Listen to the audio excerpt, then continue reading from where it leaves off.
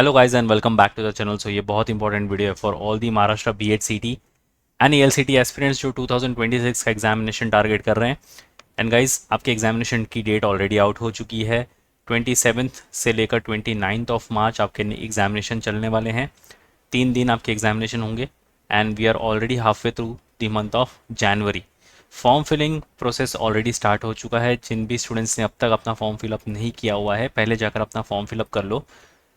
And अगर आपने अपनी प्रिपरेशन अब तक स्टार्ट नहीं की है या फिर अगर आप ग्रेजुएशन के फाइनल ईयर के साथ बीएड सीईटी या फिर ईएलसीटी के लिए प्रिपेयर कर रहे हो, अपनी प्रिपरेशन को जल्द से जल्द स्टार्ट कर दो अगर आपने नहीं स्टार्ट की है तो, बिकॉज काफ़ी कम टाइम बचा है हमारे पास। लाइक आई सेड कि जनवरी हाफ वे थ्रू हो चुका है, we only got February in our hands.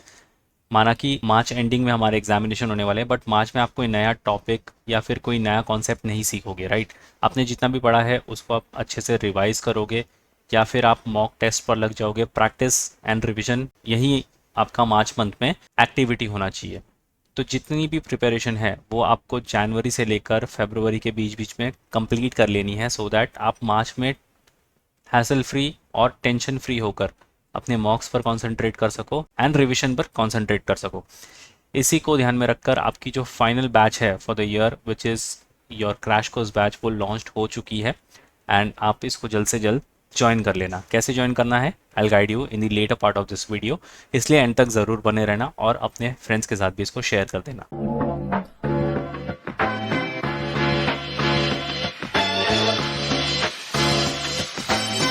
So guys before we move on, comment करके ज़रूर बताना कि आप कौन से पर्टिकुलर कॉलेज को टारगेट कर रहे हो, आपका प्रायोरिटी लिस्ट क्या है। बीटीडीसी मुंबई, हर एक बीएड एस्पिरेंट के प्रायोरिटी लिस्ट में नंबर 1 कॉलेज बीटीडीसी होता है एंड बहुत ही अच्छा कॉलेज है। इसको लेकर बहुत पहले एक वीडियो भी बना है, अगर आपको इसकी इनसाइट्स जाननी है तो आप जाकर वो वाला वीडियो भी देख सकते हो। Then you have saint Xavier's Mumbai, ये काफ़ी अच्छा कॉलेज है एंड अगर किसी भी रीज़न से आपका बीटीडीसी कन्वर्ट नहीं होता तो सेंट जेवियर ऑटोमेटिकली आपके नंबर 1 पर होना ही चाहिए। Then you have ACCER which is Adarsh comprehensive college of education and research which is in Pune, काफ़ी अच्छा कॉलेज है। Then you have Hansraj Jeevandas college which is in Mumbai. Then you have Gokhale education society's college of education and research and doctor DY Patil of college education which is for BEd in Pune. तो ये top 5 to 6 college जो आपके priority list में definitely होने ही चाहिए। Safe score अगर आप पूछोगे ओवरऑल बीएड के लिए तो 100 मार्क्स का जो आपका पेपर होता है, अगर आप 85 प्लस लेकर आते हो आपको डेफिनेटली टॉप 5 टॉप 10 कॉलेजेस से कॉल आने ही वाले।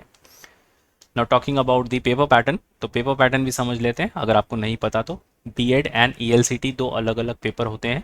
ईएलसीटी स्टैंड्स फॉर इंग्लिश लैंग्वेज, अगर आपको इंग्लिश मीडियम कॉलेजेस के लिए जाना है तो आपको ईएलसीटी भी लिखना पड़ेगा, वरना सिर्फ और सिर्फ आप बीएड-सीटी लिख सकते हो।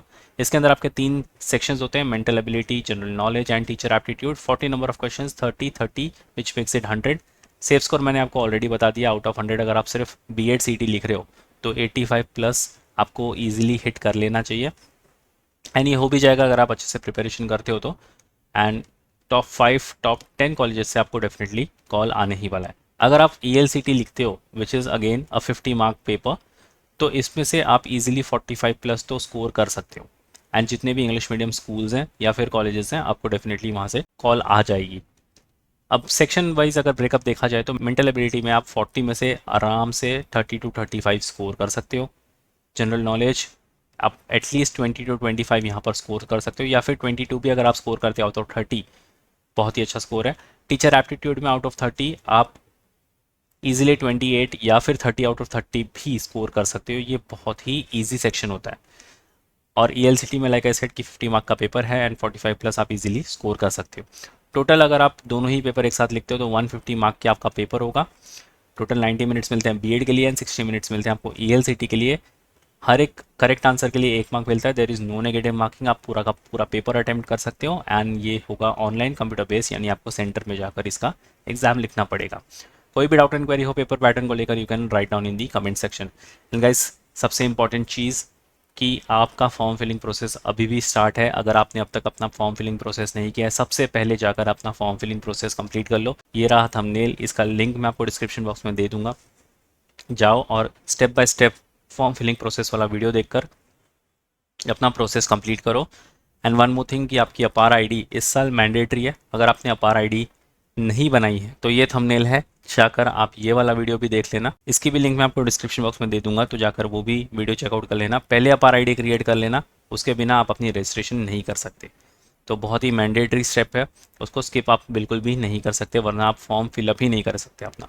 And now to all the students those who want to start their preparations, या अगर आप हाफ वे थ्रू हो तो आप क्रैश कोर्स बैच को कैसे ज्वाइन कर सकते हो। आपको आ जाना है मैन्युअल एजुकेशन की ऑफिशियल वेबसाइट पर, बाय कोर्स पर क्लिक करके आपको बीएड एंट्रेंस पर आ जाना है। एंड यहाँ पर आप लाइव क्लास में देख सकते हो आपकी क्रैश कोर्स बैच जो है वो ऑलरेडी लॉन्च हो चुकी है। व्यू डिटेल्स पर अगर आप क्लिक करोगे आप इस बैच के पूरे फीचर्स को गो थ्रू कर सकते हो। बाय नाउ पर अगर आप क्लिक करते हो you can be a part of this batch directly from the website. बाकी अगर आपको self study, sectional courses, mock test, books and e books के लिए जाना है, आप ये सारे टैब्स चेकआउट कर सकते हो। इनकी डायरेक्ट लिंक आपको डिस्क्रिप्शन बॉक्स में मिल जाएगी, चेक करना मत भूलना। So yes guys, that was pretty much it for the video. कोई भी डाउट इंक्वायरी हो you can always right down in the comment section. Share भी कर देना अपने सारे फ्रेंड्स के साथ भी, और नेक्स्ट वीडियो कौन से टॉपिक पर देखना चाहते हो you can write down in the comment section too. And until then I will see you in the next one.